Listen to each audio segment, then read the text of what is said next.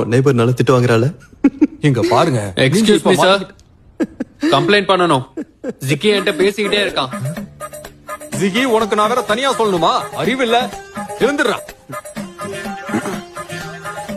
Sir நான் மட்டும் பேசல சார், என் பக்கத்துல இருக்கவங்க பின்னாடி இருக்கவங்க எல்லாரும் பேசணும் சார். இந்த பொண்ணு பேசுச்சு, அந்த கண்ணாடி பொண்ணு பேசினா. எல்லாரும் எழுதுறீங்க.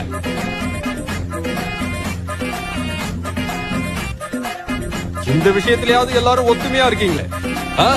உங்களை பார்க்கும்போது சந்தோஷமா இருக்கு. ஒன்னா சேர்ந்து படிக்கல, அட்லீஸ்ட் நல்லா பேசுறீங்க, சிரிக்கிறீங்களே. இன்னைக்கான பாடத்தை முடிக்காம நீங்க வீட்டுக்கு போக கூடாது.